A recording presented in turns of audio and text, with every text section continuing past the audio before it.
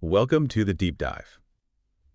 Okay, so you've given us a fascinating set of materials all about AccorHotels and how they're dealing with, well, everything digital. hmm And the mission here is basically to cut through it all and get right to the core insights, right? This is your shortcut to understanding the important stuff from these sources. Exactly. We're looking at AccorHotels. They're a huge player, obviously, and how they're navigating all the changes, the challenges, the opportunities, really, that the digital revolution has thrown at the hospitality industry. And specifically, we're diving into how they're having to rethink strategies because of things like digital disruption, how the whole customer journey has changed. Yeah, and particularly focusing on online content, e-reputation, that whole side of things. Plus, you've got these new players like Airbnb popping up and really shaking the tree. Okay, so AccorHotels, maybe people know the name, maybe they've stayed there. They're not new, are they? Oh, not at all. They started way back, actually, as SI Each Company. Went international, big expansion in the 1980s. And now, I mean, the scale is just enormous. We're talking something like 510,000 rooms, nearly 4,000 hotels. Wow. Yeah, across 17 different brands in 92 countries. That was about 35 years after they first went international, just to give you a time frame. It's massive. And their strategy has changed quite a bit over time, too, hasn't it? I saw a mention of this asset-light approach. Yes, that's a really key shift. And not just for Accor, but for many big hotel groups starting around the mid-2000s. Okay. Basically, instead of pouring capital into owning the actual hotel buildings, the real estate. Right, the bricks and mortar. Exactly. They shifted focus towards managing hotels, franchising the brands. It gives them more flexibility, less capital tied up. Makes sense. And this became, even more relevant in the digital age. Physical assets maybe aren't the only competitive edge anymore. Online presence, brand management, that's huge. And then Sebastian Bazin came in as CEO with a private equity background. That's right, in August 2013. And he really doubled down on that asset-light approach. He also oversaw this reorganization into two main business units. Ah, yes, Hotel Invest and Hotel Services. Hotel Invest handles the property side, the asset management. Hotel Services is all about the operations, the marketing, the brands, the loyalty program, the more customer-facing stuff. Got it. So less real estate company, more brand and service management company. And with 17 brands, they must be covering pretty much every type of traveler imaginable. They really try to. You've got the economy segment, which is actually their biggest chunk. Around 39% of rooms think IBIS budget. You familiar with those? Then the mid-scale, that's about 45% with brands like Novotel and Mercure. Okay. And then the luxury and upscale segment makes up the remaining 16%. That's where you find brands like Sofitel. There's even that amazing example, the Sofitel Legend People's Grand Hotel in Xi'an. Wow, sounds fancy. It is. And the average room rates kind of reflect that spread, Around 57 for economy, 87 for mid-scale, and up to 132 for upscale. So catering to everyone, but they don't operate in a vacuum, do they? What's the wider neighborhood like? No, definitely not. It's a really complex ecosystem. You've got the big competitors, obviously Marriott, Hilton, Intercon, Wyndham. They're all fighting for the same guests. Sure. But it's not just competition. There's a lot of collaboration, too. Think about airlines partnering with hotels. Like loyalty program tie-ins. Exactly. That Starwood and Delta crossover rewards was a classic example. Or hotels bringing in famous chefs like Emeril Lagasse at Lowe's to boost their food and beverage offering. Right. Cruise lines, travel agents, Marriott even had a program, Hotel Excellence. Specifically for agents, it's all interconnected. And things have gotten even more intense recently with big mergers. Oh, absolutely. The concentration in the sector has really ramped up. Marriott buying Starwood was huge. Massive. And Accor itself made a big move acquiring FHRI, Fairmont, Raffles, Swiss Hotel. So yeah, the battle for market share is definitely heating up. Okay, let's pivot to the digital side because this feels like where the ground is really shifting under their feet. It's more than just having a website now, right? How has digital really changed things? Fundamentally, just think about your own expectations as a traveler now. Yeah. You expect seamless connectivity everywhere, right? Wi-Fi is non-negotiable. You want quick answers, instant responses, and everything needs to work on your phone or tablet. Totally. Booking, checking in, asking questions. Exactly. And using apps people already know and use, like WhatsApp or WeChat, especially in certain regions, that's becoming expected too. And it's also about where we book and get info from. It's not just the hotel website or a travel agent anymore. Not even close. The whole intermediary landscape has exploded. You've got the giant Online travel agents, the OTAs like Booking.com, Expedia, The big ones. Powerful, but they take a cut. a significant cut, yeah. Those commissions, sometimes 20–30% according to the sources, are a major reason Accor wants you booking directly on their site. Makes sense. Then you have the aggregators or metasearch sites, Trivago, TripAdvisor, letting you compare prices easily. I use those all the time. Most people do. And then there's the huge influence of review sites, travel blogs, social media, people sharing their actual experiences, photos, tips. And Airbnb. Can't forget them. Absolutely cannot forget Airbnb. And, kind of mind-blowing, back in 2014, their market capitalization actually shot past Hilton's. Wow. Just wow. That really says something about disruption. It really does. Yeah. And what all this means, fundamentally, is a massive power shift to you, the consumer. How so? Well, you've got access to so much information now. Price comparisons are easy. You can read hundreds of reviews for almost any hotel. The stat that 95% of customers check reviews. Yeah, that jumped out at me. 95%. It tells you everything. People trust other travelers' opinions. You're much more informed, much more in control. It's also led to this idea of unbundling. You don't just buy a package. You pick and choose flights, hotels, activities. Easy picking. Exactly. You build your own trip based on your specific preferences. So those old buckets, economy, mid-scale, luxury, they're not the full picture anymore. Not entirely. They still matter for pricing and basic features, but we're seeing much more nuanced customer segments emerge, like the henrise you mentioned. High earners, not rich yet. Right. They have money to spend, but maybe different priorities than traditional luxury guests. This has fueled the rise of lifestyle hotels.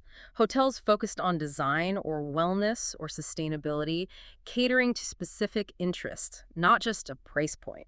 Interesting. So how is Accor trying to deal with all this? It must require a totally different approach to connecting with customers. It does. They've been working hard on what's called an omni-channel approach, trying to provide a consistent experience, whether you're on their website, their app, social media, or even calling them. Okay. Social media has become really important, obviously, for building the brand, running promotions, sponsorships.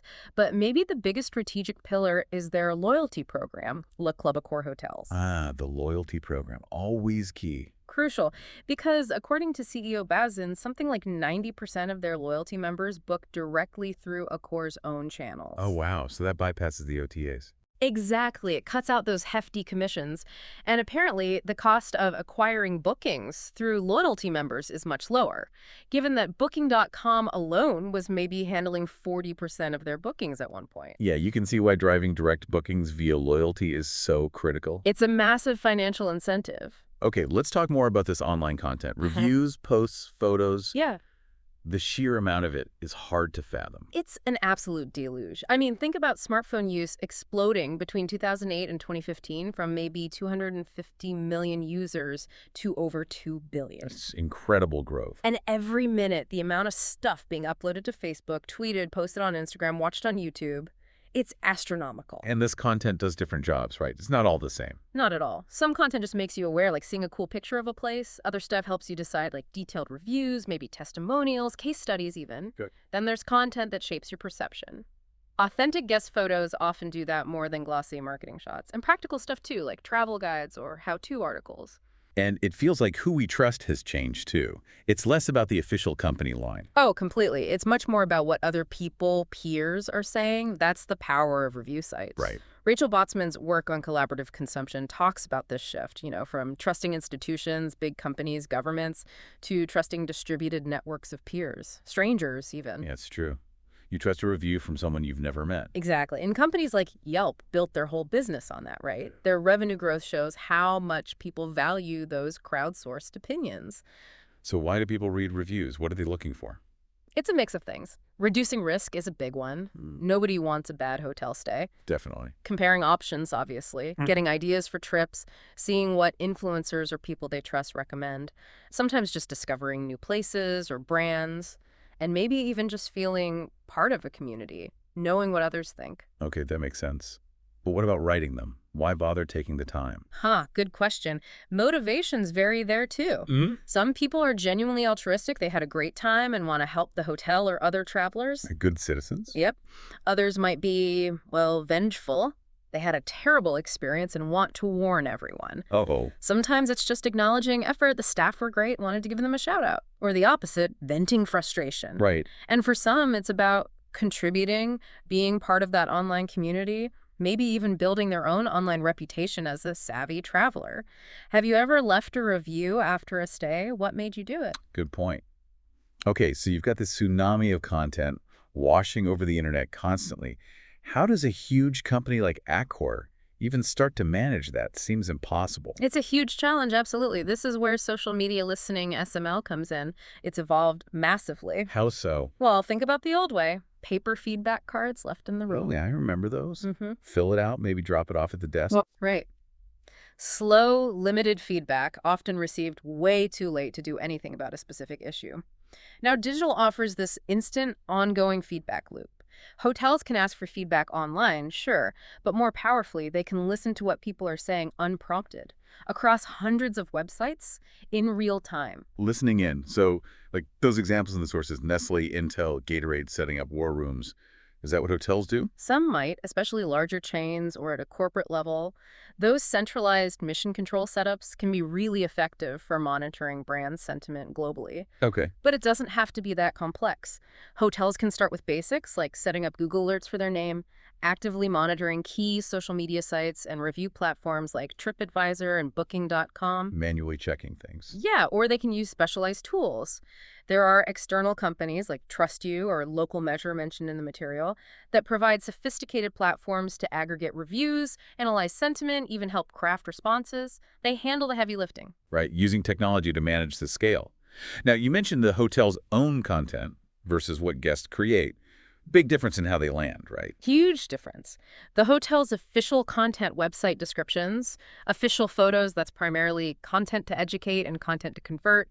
It's usually rational, highlighting features, amenities, trying to get you to book, Makes sense. Polished, professional. and often quite expensive to produce. User-generated content, or UGC, the reviews, the guest photos, the blog posts, that's more like content to entertain and content to persuade. It hits on an emotional level. And feels more real. Exactly. It's seen as more authentic, more trustworthy because it's coming from peers, not the marketing department, which is why it's often more influential. It really does sound like reviews have become, as the source said, the new currency for hotels. That's a perfect way to put it. They absolutely are. Good reviews directly boost bookings. They improve your ranking on sites like TripAdvisor. Better visibility means more clicks, more reservations. That look-to-book ratio improves. And it impacts revenue management, too. Hotels with great reputations, consistently good reviews, they often have more pricing power. They can charge a bit more than competitors with similar facilities but lower ratings. So reputation translates directly to dollars. There's a very clear line. Reviews, reputation, pricing power, hyphen revenue.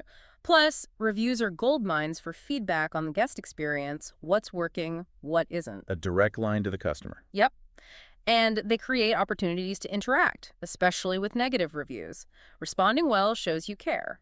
And finally, it lets hotels benchmark themselves against the competition. How are we doing compared to the hotel down the street? But you can't just fake it, right? Posting fake positive reviews seems like a risky game. Extremely risky. Platforms like TripAdvisor have gotten much better at detecting fake reviews, unusual patterns, suspicious IP addresses, etc. They have algorithms for that. Oh, yeah.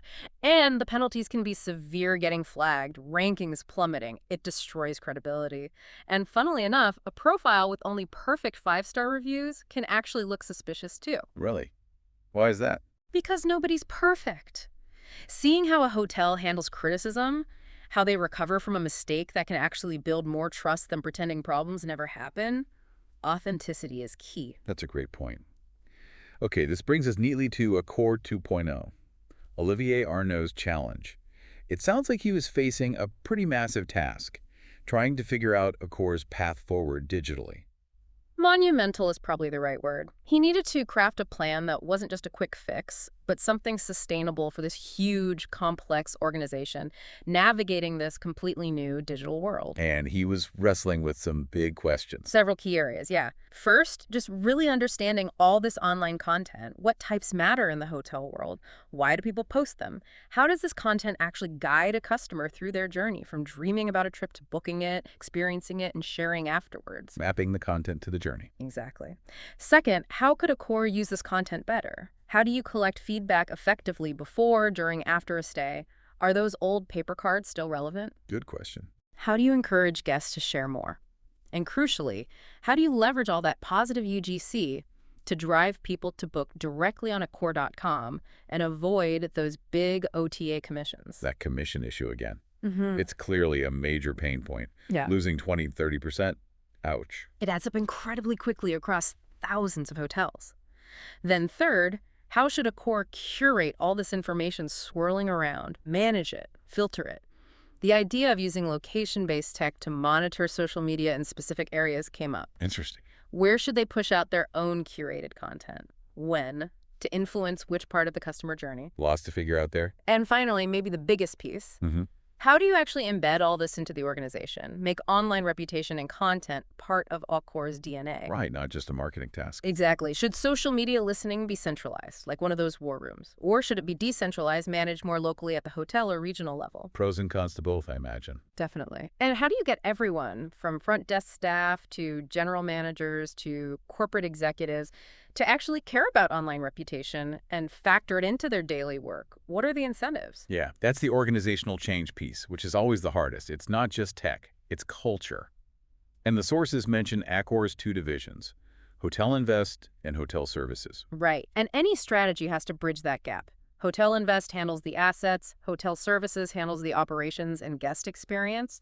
For digital to work, those two sides need to be perfectly aligned. So wrapping this up, it really sounds like AccorHotels is right in the thick of a massive transformation. Power shifting to customers, online content being king, and this urgent need for a joined-up digital strategy. That sums it up perfectly. They're dealing with fundamental changes in how the travel business works, driven by technology and changing consumer behavior.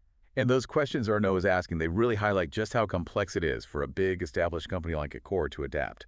No easy answers. Not at all. It requires rethinking everything from marketing and operations to organizational structure and employee culture. It really makes you think, doesn't it? How these challenges, digital disruption, customer voice, managing online reputation, aren't just about hotels. It applies everywhere now. True. Almost every industry is grappling with this in some form. What are those universal lessons about trust, about content, about really understanding how customers make decisions today? Maybe think about your own experiences next time you're booking something or checking reviews. How much does it sway you? What makes you trust one source over another? Definitely some food for thought. Thanks for taking this deep dive with us today.